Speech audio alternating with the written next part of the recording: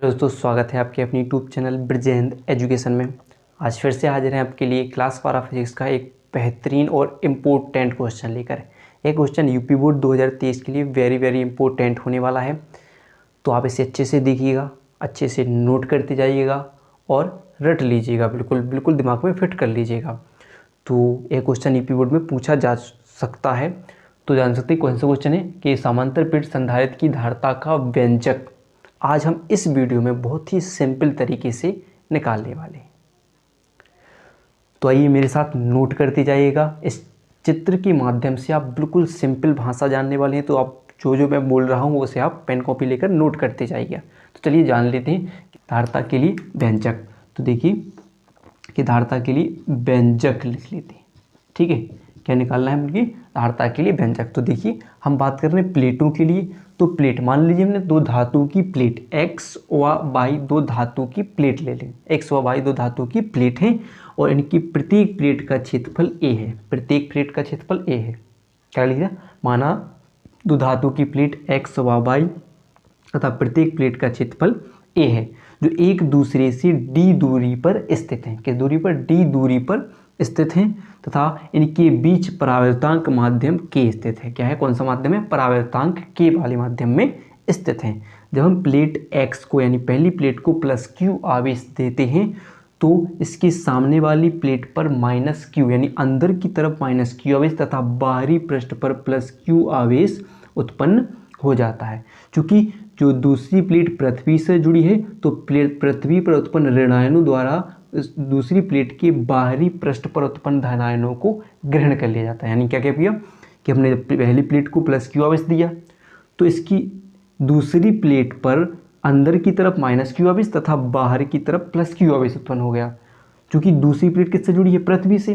तो पृथ्वी के ऋणायनों द्वारा इसके बाहरी पृष्ठ पर उत्पन्न धनायनों को पृथ्वी ग्रहण कर लेती है, जिससे प्लेट x व y के बीच विपरीत व बराबर आवेश उत्पन्न हो जाते हैं। देख सकते हैं विपरीत यानी इस पहली प्लेट पर +q आवेश अंदर की तरफ और दूसरी प्लेट पर -q आवेश यानी बराबर और विपरीत आवेश उत्पन्न हो जाते हैं।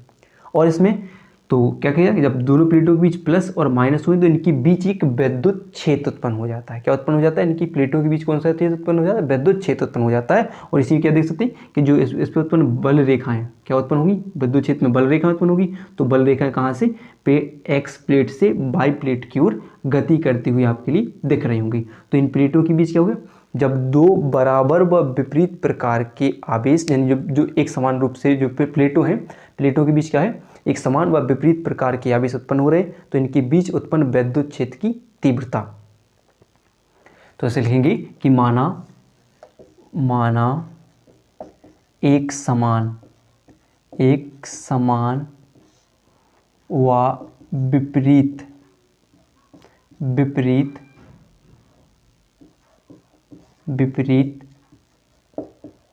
आवेशित प्लेटों के बीच उत्पन्न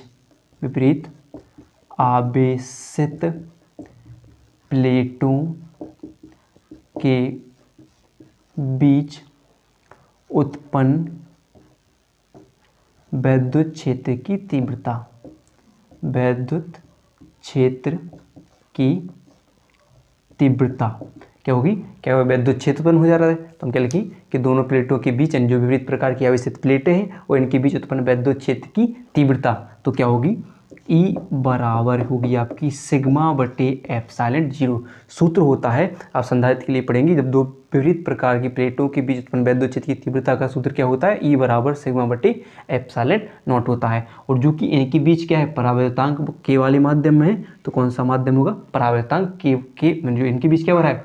कौन सा माध्यम? परावर्तांक k वाले माध्यम रहा है। तो लिखेंगे, तो इसे मान लेंगे आप समीकरण 1 मान लेंगे।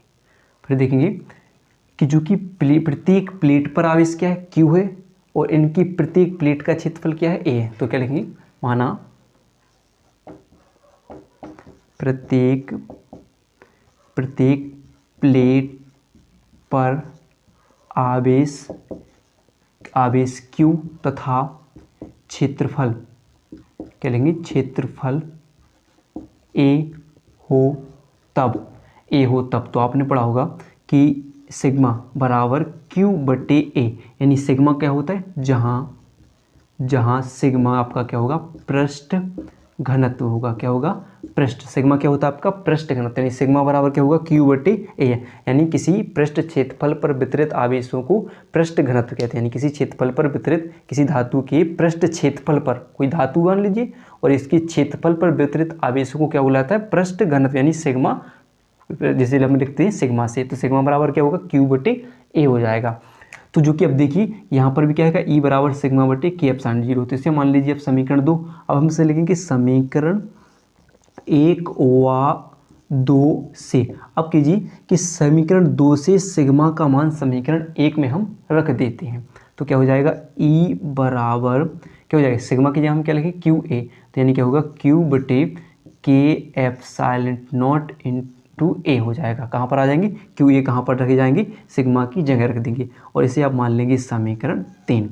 चूँकि अब बात कर रहे हैं कि अब जो प्लेट के बीच माइनस तो प्लस यानी आवेश उत्पन्न हुआ है, तो इनके बीच उत्पन्न विभवांतर, इन प्लेटों के बीच उत्पन्न विभवांतर बी तथा इन प्लेटों के बीच की दूरी क्या है, डी है। तो हम क्या लिखें, माना प्लेटों के बीच उत्पन्न विभवांतर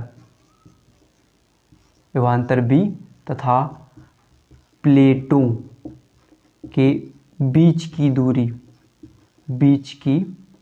दूरी डी हो तो उत्पन्न वैद्युत क्षेत्र की तीव्रता। अब क्या मान रहे हैं, अगर प्लेटों के बीच विभवांतर बी हो और इनकी प्लेटों के बीच की दूरी डी हो, तो उन पे उत्पन्न वैद्युत क्षेत्र की तीव्रता क्या होगी। तो वैद्युत क्षेत्र की तीव्रता क्या होगी, ई बराबर भी इंटू डी, प्लेटों के बीच की दूरी डी, बी विभवांतर, और ये वैद्युत क्षेत्र की तीव्रता। तो आपने विभव प्रवणता की परिभाषा पढ़ी होगी कि दूरी के साथ विभव परिवर्तन की दर को विभव प्रवणता कहते हैं। तो यहाँ पर दूरी क्या होगी, डी, और विभव क्या होगा, भी। दूरी परिवर्तन के साथ विभव परिवर्तन की दर को विभव प्रवणता कहते हैं, और फिर इसी के आधार पर वैद्युत क्षेत्र की तीव्रता और विभव प्रवणता में संबंध होता है। तो वैद्युत क्षेत्र की तीव्रता बराबर क्या होता है, विभव प्रवणता, यानी बी बटे डी हो जाता है। तो इससे हम लिख सकते हैं। फिर आपने देखा ऐसे क्या, हम समीकरण 1 ऐसे त्रियक गुणा करके रखेंगे तो क्या हो जाएगा, v बराबर क्या बन जाएगा आपका, v बराबर बन जाएगा e इंटू डी, क्रॉस गुणा कर देंगे, त्रियक गुणा कर देंगे तो v इंटू डी। अब आप देखोगे कि v बराबर आप क्या करेंगे, समीकरण कहाँ से देखेंगे, अब देखेंगे आप ऐसे देखेंगे समीकरण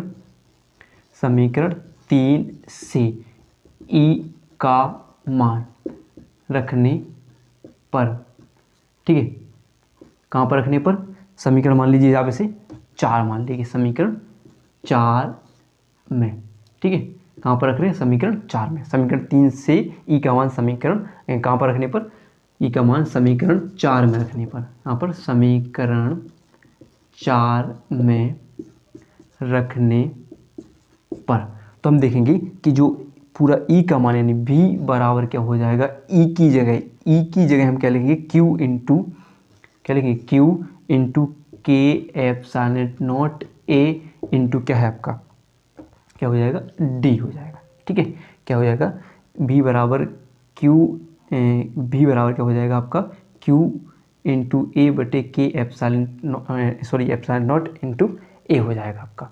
ठीक है, चूँकि आप देखिए ये तो ऐसे मान लीजिए आप समीकरण 5 मान लीजिए, क्या मान लीजिए, समीकरण 5। फिर देखिए संधारित्र की धारिता के सूत्र से, संधारित्र की धारिता की परिभाषा से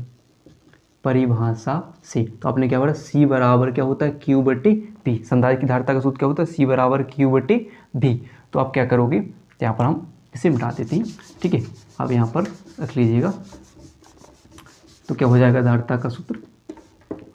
ठीक है, यहाँ पर देखिए क्या हो जाएगा, तो हम क्या करेंगे समीकरण 5 से, तो क्या देंगे समीकरण 5 से, अब क्या कहेंगे C बराबर Q इंटू V की जगह हमें क्या लिखना है, पूरा मान। समीकरण 5 से जो मान उठाएंगे यानी क्या हो जाएगा, Q बटे के एप्सिलॉन नॉट इंटू ए, और D इसी में रहेगा। आप देखेंगे कि जो Q से Q आपका कैंसिल हो जाएगा कि नहीं, क्या बचेगा C बराबर, ये सब कहाँ चले जाएंगे ऊपर, यानी क्या बचेगा K epsilon not into A बटे क्या बचेगा आपका D, और ये हो जाएगा समांतर प्लेट संधारित्र की धारिता के लिए व्यंजक हो जाएगा, और इसे आप नाम दे दीजिए कोई समीकरण 6 नाम दे दीजिए।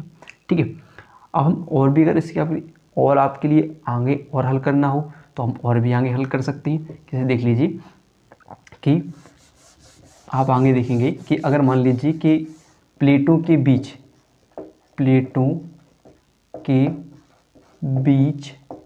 निर्वात हो तब क्या होगा, K बराबर हम रखेंगे 1। क्या हो गए, K बराबर 1 रखने पर निर्वात होती, तो निर्वात या वायु में K का मान कितना हो जाता है, 1 हो जाता है, तो हम क्या रखेंगे C। तो हम मान लेते हैं कि C नॉट, तो मान लें निर्वात या वायु में संधारित्र की धारिता भी क्या मान लेते हैं, C0 बराबर क्या होगा आपका, K का मान क्या हो जाएगा 1, तो हम 1 रखेंगे K की जगह, तो 1 का मान क्या होगा, वही का वही हो जाएगा, यानी क्या हो जाएगा आपका, क्या बचेगा एप्सिलॉन नॉट इंटू A बटे D बच जाएगा नहीं, और इसे मान लेंगे आप समीकरण 7 मान लेंगे, मानते जाइए बस।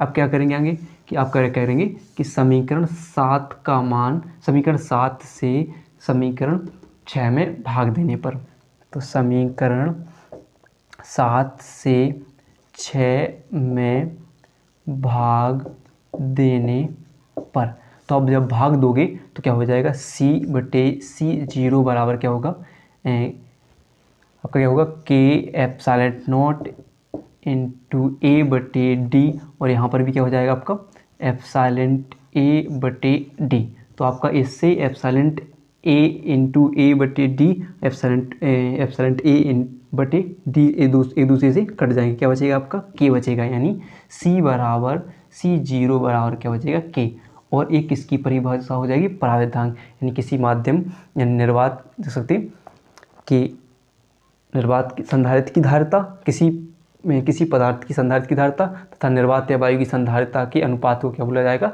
परावैद्युतांक कहा जाएगा। ये परावैद्युतांक की परिभाषा यहाँ पर निकल आएगी, और संधारित्र की धारिता का सूत्र यहाँ तक आप निर्धारण कर सकते हो। अगर वीडियो पसंद आई हो तो वीडियो को लाइक और चैनल को सब्सक्राइब करना ना भूलिएगा।